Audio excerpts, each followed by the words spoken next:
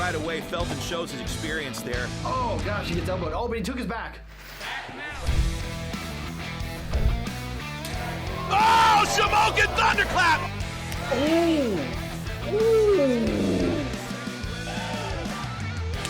Ow, a big shot from Brant James. There's a lot of things that are going to come into play. Past the hole, and he has got it. Oh my goodness. Oh, he missed it again. Wait. Calling all players.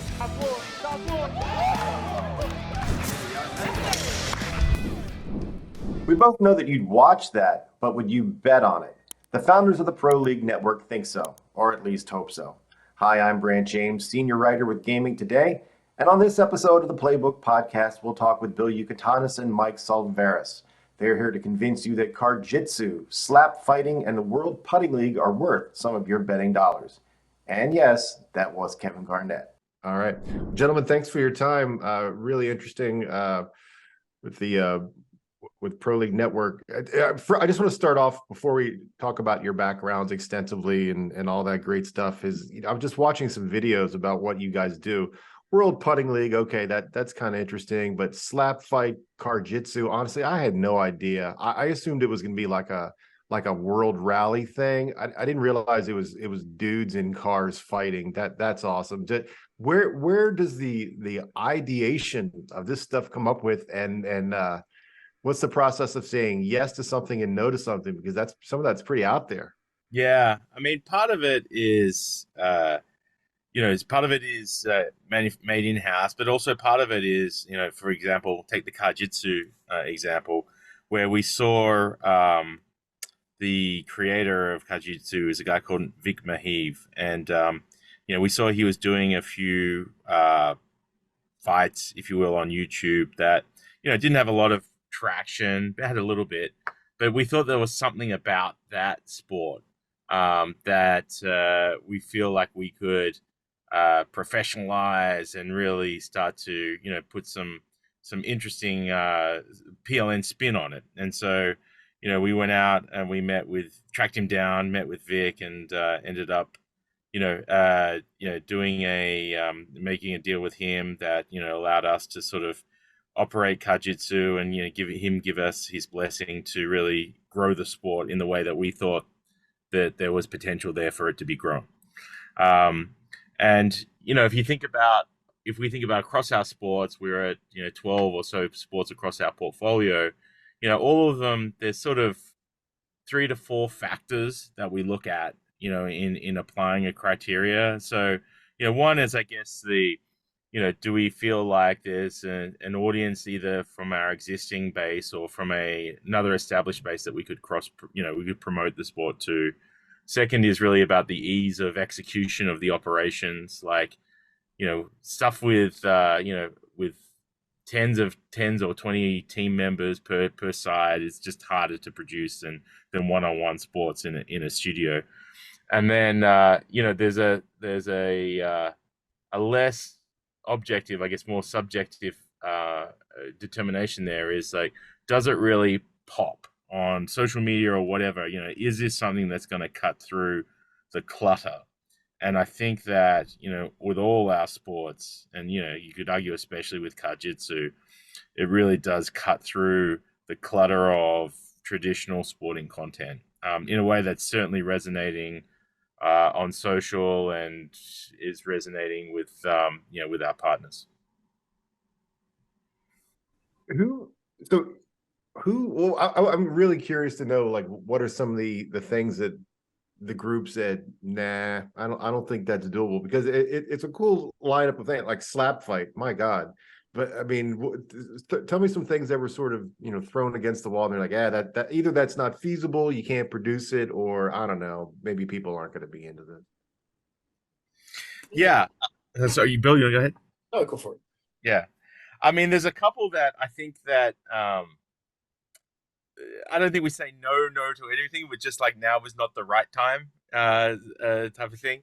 So I'll give you an example, like kabaddi, which is sort of like an Indian wrestling sport, 7-on-7.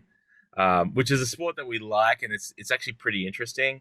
But I think for us, where we are now, probably not the right thing, mainly because of the production you need, the kind of the space that you need, and also the audience. Having to explain that sport to an audience is tricky, and you do need I think we need more of a base of that before we would sort of move into that. But there are other sort of made up sports, if you will, that are generally involving large fields of play or lots of people that we just don't want to do right now. I'll just add a couple more points. One is, if you look at some of the more mainstream, more traditional formats, like, take golf as an example, that would be a no for us. Like, we're not interested in producing an 18-hole traditional golf event, partly because of the getting the right quality of athletes to make it interesting. But separately, it's just they're just a crowded space with not a real opportunity. So what we do is we'll look at something like golf and say, okay, let's deconstruct it, right? Let's take mini golf as an example. Let's build a sport around that. And so we've done that. We've got a mini golf brand, we've got a long drive brand that we're about to launch, and we're also working on some target golf stuff. So the casual short format, digestible, and kind of a 10, 20, 30-minute sitting is definitely where we try to stay most focused in our sports. Yeah, that's so I'm sorry. Let's say a lot of our sports, we really they need to have like a casual feel to it, and by that we mean does the average person with average sports fan with not so much knowledge of the sport, do they feel comfortable looking at the sport for a few minutes and then forming an opinion about, whether, athlete X or athlete Y is going to win? And, you don't have to be aware of the deep intricacies, but you have to feel confident enough to feel that, particularly when it comes to, placing a bet. Like a lot of our athletes, a lot of our sports, the casual fan is not going to have a deep appreciation for our athletes in terms of their prior history or anything like that. But it has to quickly make a judge of, like, take slap fighting. Like, these two guys are going to have a slap fight. I think, this guy is going to beat his win over that guy. And we have to do a lot of our sports are specifically designed for that, for the casual fan to be able to form an opinion quickly so that they can have a rooting interest going forward. When to get wonky on it, on the production for just a second, because I think this is interesting. It's got to be, is it produced live? It has to be live, right? And then I guess streamed to a sports book, and so it just pops up, and then odds pop up, and then it's gone for whatever amount of time you're filling. And so you're doing live TV and a betting product kind of not at the same time. Yeah, we are. I mean, firstly, it has to be live, right? And it's sub-second latency, so it's as live as we can make it, technically speaking. Separately, we send that feed to usually 10 or 12 destinations, each for each live event. It could be socials, it could be book partners, it could be other partners that we have, for each of the respective sports. So we do all that, live, real time, et cetera. And then separately to all of that is the trading and data and wagering piece. So we do data collection. We set the lines, we figure out the markets, and we distribute those to the books as well. And some books, will trade it live in play.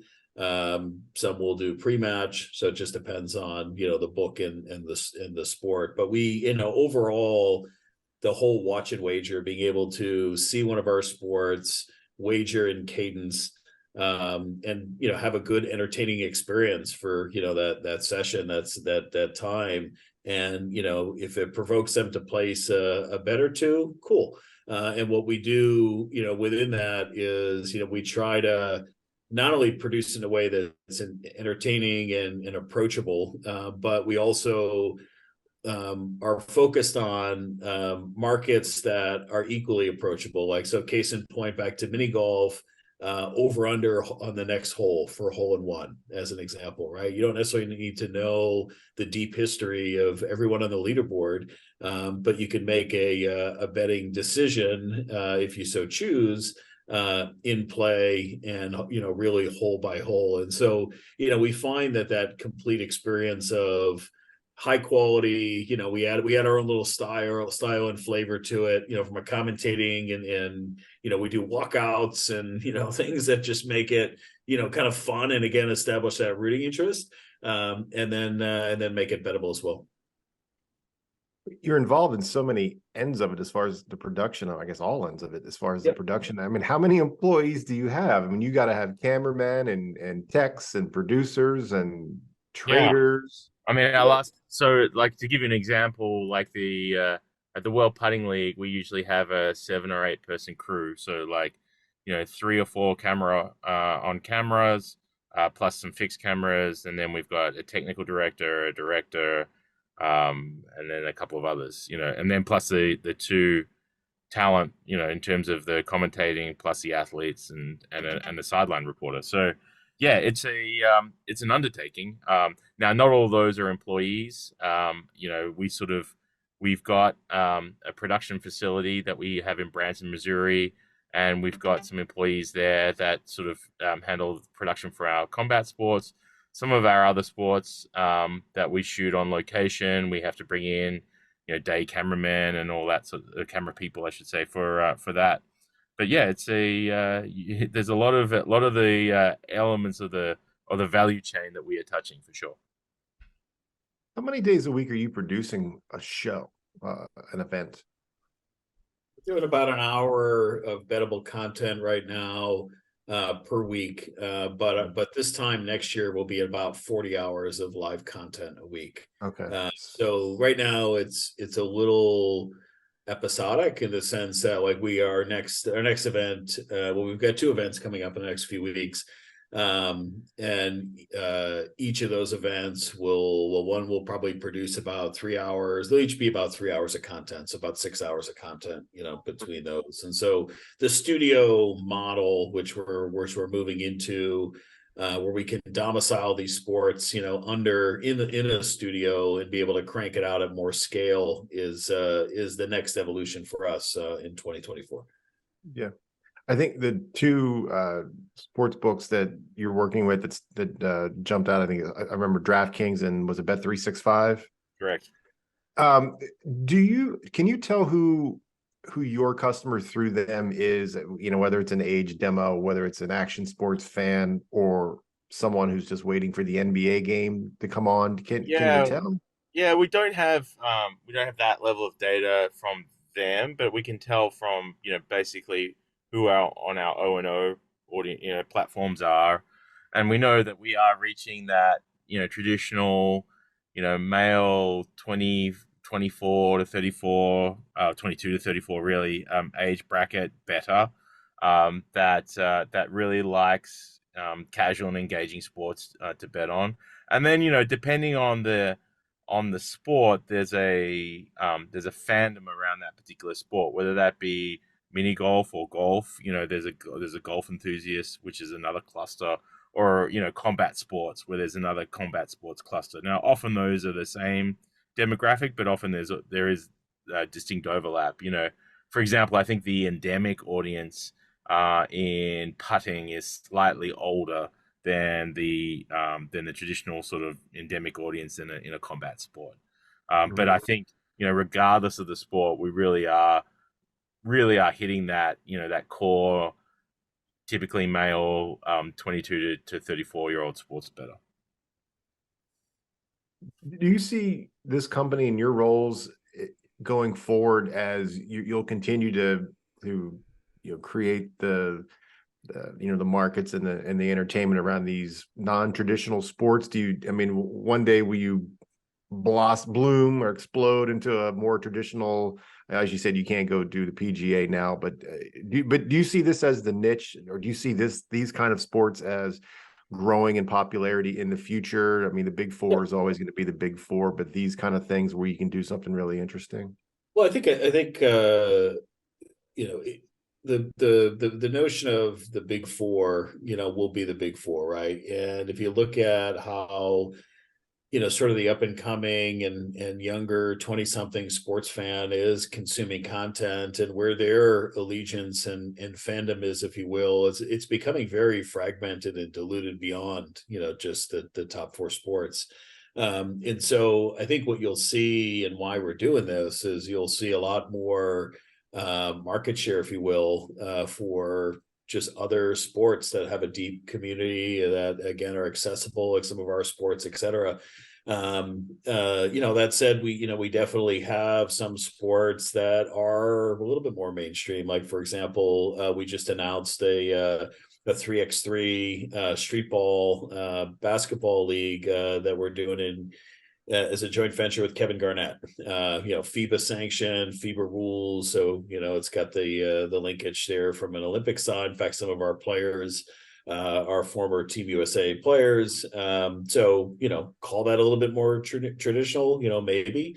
But I think it's not really will we blossom per se. Like, this is a concerted focus for us on these types of sports. We just didn't take them because it was the scraps. I mean, we were very strategically building out and just augmenting audiences around these lifestyle communities that exist around sports that people are passionate about. Mm-hmm. Yeah, I think it's important to talk about, like, we have a portfolio, and we really talk about it like a portfolio where, right now we've got 13, we might have 15 by the end of next year. But I think that 15 will evolve.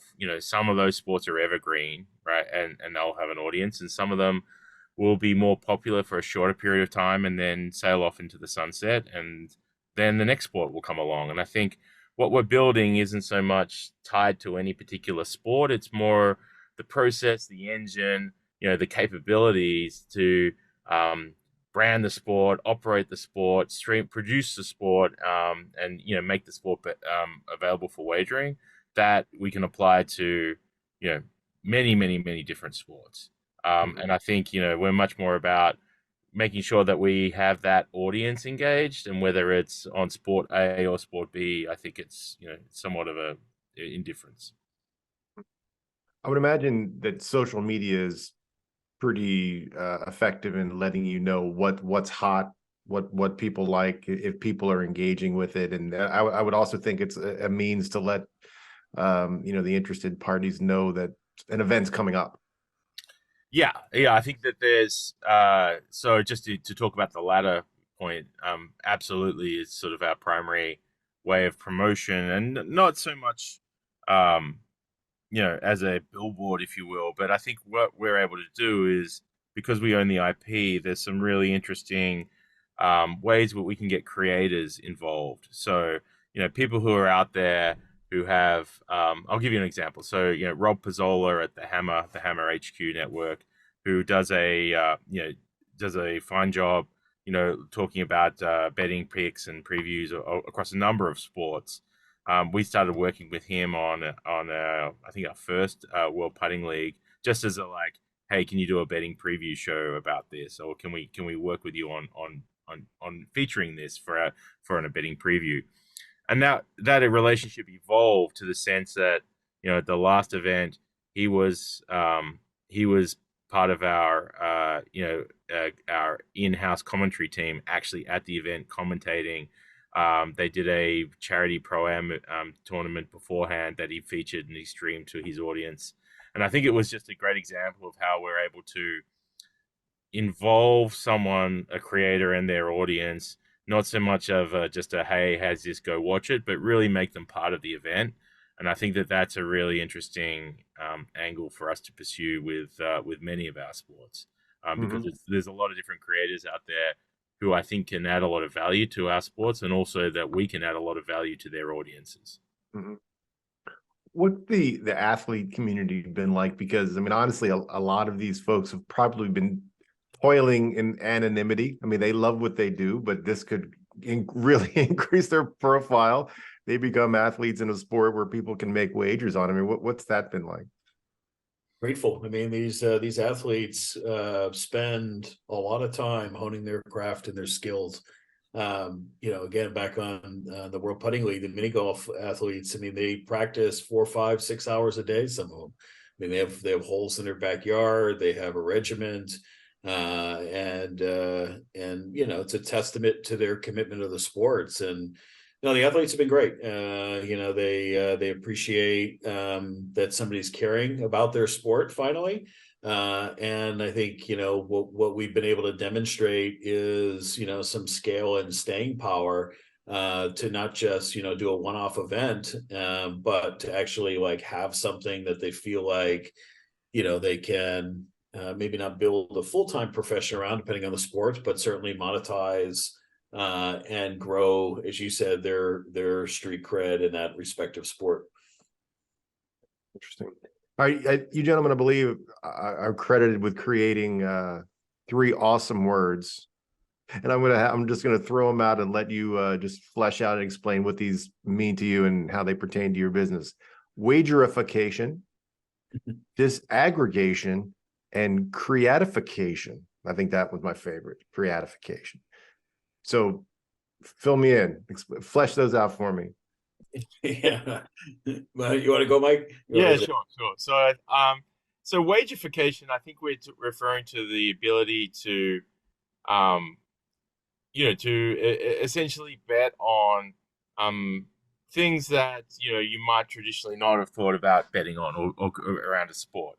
So, I think, everyone recognizes that, you can bet on, the NBA or the NFL, but what we're talking about is what is the definition of a sport in that respect, right? And I think how does that definition change, not so much change or evolve over time, because I think that there is more things that are becoming wagerable. Like maybe 10 years ago, the idea of betting on the Nathan's Famous hot dog eating competition felt a little strange.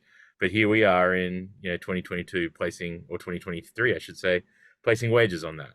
And so I think that is a trend that has happened and is probably natural, an evolution of wagering, and I think that's got a little while to run in terms of that trend. The creatification, I think this is really about, I think there's a lot of talk about people who make their living out of sports these days on sports media. And I think, maybe a couple of years ago, we may have mourned the decimation of local news sports groups as saying that's the end of sports media. But I think if you look at it in reality, and I wish I had the numbers to back this up, but there's probably more people making a living now out of sports and sports media than there ever has been, just on sports, whether it be podcasts, whether it be selling picks, or through TikTok, whether it be all these other ways that creators, as a broad bucket, I would say, are harnessing or finding an audience for and monetizing their audience around sports. And I think that the creatification or the creators will tend to evolve from not so much just talking about sports to somehow seeing how they could be deeper in the process. And whether that means, like that, my Rob Pizzola example, whether that means, being part of the production team for a particular sport, or that means, if you take the Jake Paul example, I'm going to be actually playing in the sport, actually competing in the sport. But I think that there's a natural evolution there of further involvement into professional sports that, I think that we are, that we see, in different ways, whether it's, again, the Rob Pizzola example, or, think about Kevin Garnett as a creator in his example here, where we're essentially starting a new league with a creator. Mm-hmm. Did you get disaggregation? I did not. Disaggregation. That was more what Bill was talking about at this top, where, I think there's an interesting, if you think about time spent, shorter attention spans, et cetera, et cetera. I think that's a well-worn path. But I think about, well, what does that mean for sports? And so whether it be, people trying to reduce the time spent on a particular game, if you look at the MLB pitch clock as an example, or 2020 cricket, there's definitely pressure there to reduce the sport, the time spent watching a particular sport, because people don't sit for 3 hours to watch it. But I think there's also an interesting trend of actually trying to disaggregate the sport into constituent parts. And that was what Bill was referring to, where if you take golf, for example, and say, I'm going to disaggregate golf into putting and long drive, and those are two separate sports that, shorter duration and can be enjoyed by themselves. And I think that, if you apply that lens to a number of sports, I think it's a fruitful and interesting avenue of exploration. I don't think all of it, by the way, is entertaining, because I think some of it can be quite boring. We've seen some stuff before where, just if it's too one note, I think you really get it's hard to attract and maintain an audience. But I think there's definitely an interesting sports that will come from that for sure. Each of your backgrounds seem quite different to me. Just for each of you, just sort of fill me in on your backstory and how you met, and what was the aha moment on, man, I think this might work. You want to go, Bill? Sure. Yeah. I've been around the gaming and sports world for about, I guess, close to 15 years now. Started in the poker space, was CMO of Everest Poker, built that brand internationally through acquisition. We're involved in a number of online casino brands, sports betting, et cetera. And then from there, progressed to several other ventures here domestically, one of which was thoroughbred racing. And I met Mike about 7 or 8 years ago on a project in Virginia, and we've been partners since on a number of things. And I think my take, and Mike can add his thoughts to it, is we as entrepreneurs, we've been around the space, right, on the regulatory side, on the brand ideation and growth side, et cetera, right, and we just, why we started the company is we just saw this gap, this white space around time of day of week, and just underserved, underrepresented in sports and content. And, we figured out that if we could acquire and build out some sports to fill these gaps, there could be an interesting opportunity here. And, we started the business thinking about just acquiring the rights, the data and broadcast rights. And then we quickly realized that to do this well, we need to own the IP because we need to reprogram how and when it's produced, at what frequency, et cetera. And here we sit. Yeah, my background, I started my career as a lawyer in Australia, where I'm from Melbourne, Australia, and then joined the sports practice at McKinsey and Company, where I was advising big leagues, teams, etc., on growing fandom, next generation technologies, everything relating to sports.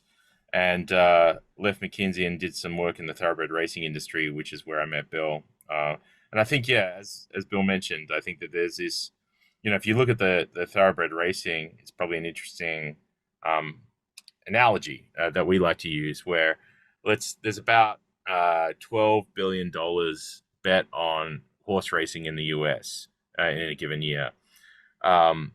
People think of horse racing in the US as the Kentucky Derby, the Triple Crown, but the Kentucky Derby is 1.5% of handle, of that $12 billion. What is 55% of that handle is claiming races and races like that, which for most part are, the races that are on a Tuesday afternoon, Wednesday afternoon, Saturday morning before the main event. They are just content that's available. And I think, availability of content, from a wagering point of view is key. And so it wasn't a huge logical step to extend that to sports and sports wagering, and to think about, if you look at the US sports calendar, at least, 3 of the 4 major sports overlap in season in terms of months. And then, many of them overlap in terms of days of week and time of day.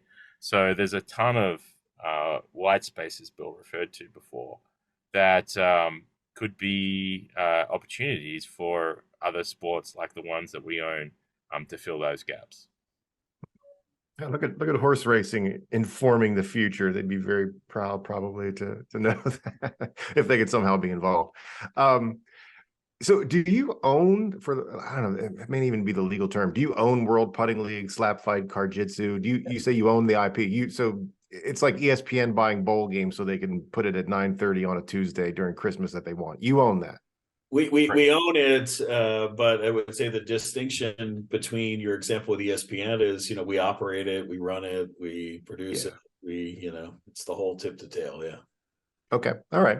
When I'm interested with the reaction and the relationship with the sports books and whoever, Bet365 or DraftKings, honestly, they probably don't know a lot about what you're bringing them. I mean, I know if Johnny Avello is going to be an expert in Card-Jitsu. It's like, well, when you bring it over and you've got, I'm like acting like you're holding the data and giving it to them. But when you're processing all this and you're creating these odds, do they look at it over there and go, really? All right, I guess that guy slaps real hard. He's, minus 700. Yeah, how do they react to it? It takes a fair bit of education, and to be honest, and we welcome it, but they have to satisfy themselves that our models are legit, and so we've definitely had many sessions with our wagering partners, walking them through the models we've built and the pricing that we've done and why we've done that. And we welcome that, because I think it's important for everyone to have confidence that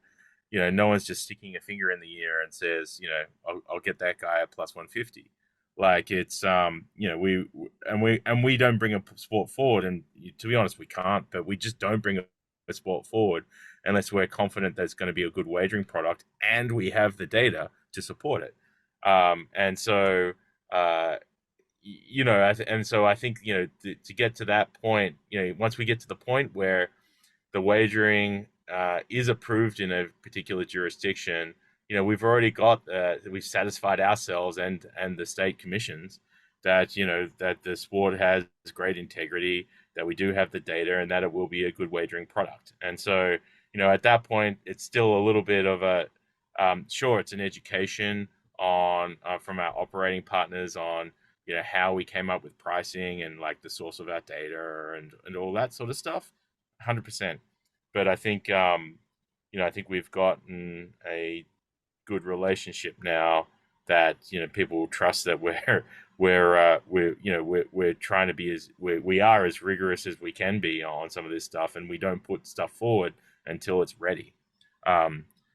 Simple example, like we've got this thing Carrom, right, which is a Southeast Indian board game. We just announced the Pro Carrom Tour, where we've done a few events already, and we've got a series planned for December, which will not be wagered on because we haven't sought a single approval yet, because we want to generate more data. We don't feel like it's just yet ready for a wagering approval. I think it will be soon, but we're not rushing to the books, and we're not rushing to the different state commissions saying, you must wait, let's authorize this right now. We'd rather give it some time, allow the audience to develop, allow our models to develop as well, before we take that to a commission. And we take that approach with many of our sports because it's the right thing to do. And if you're here for the long term.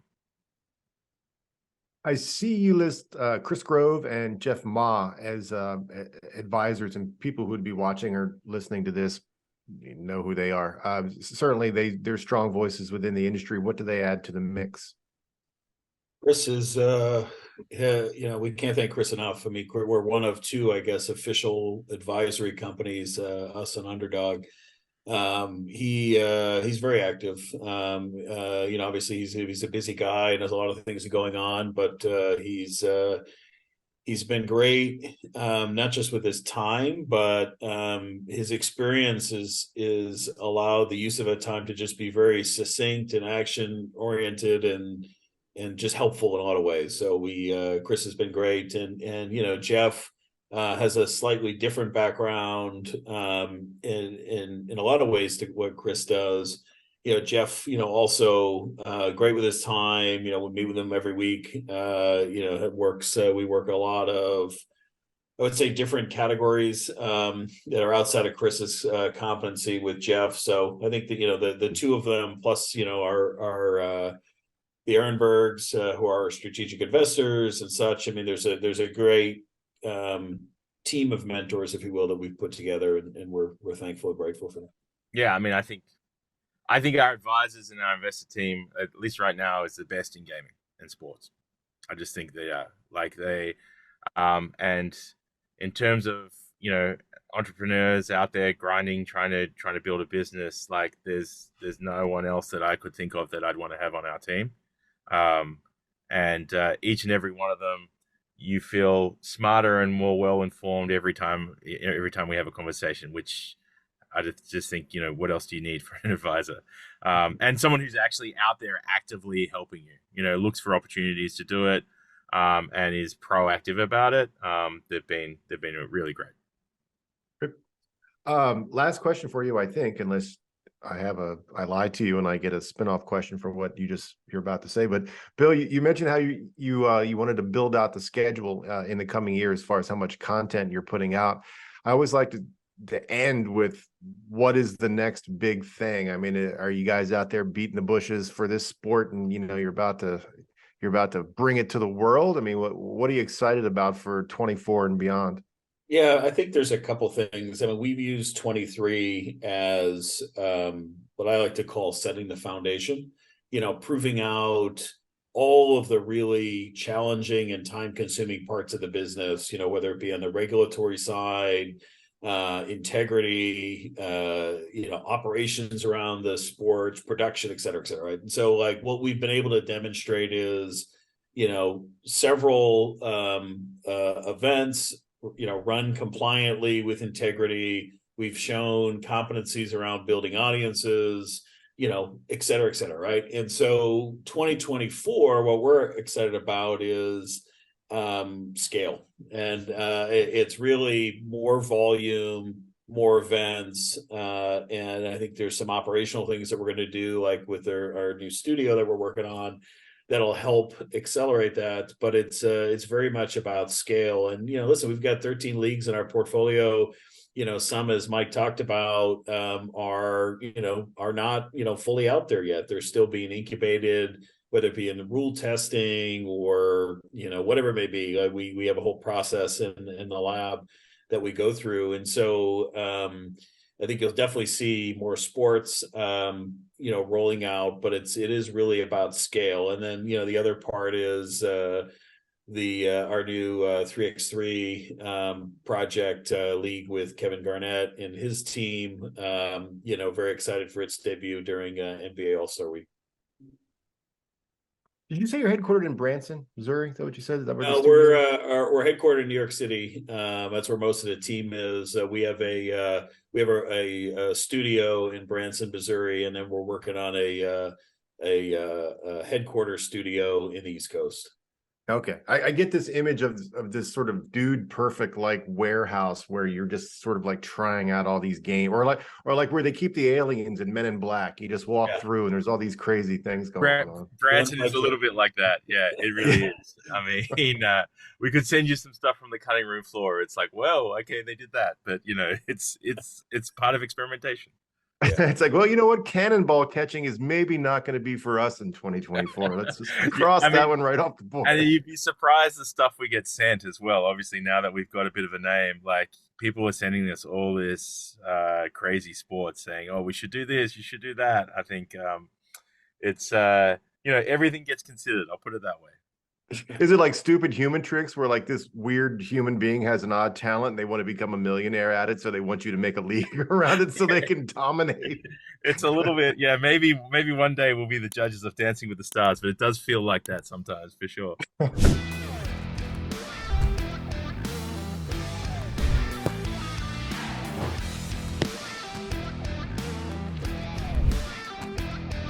I am with Ajay Arora, United States #1 carrom player.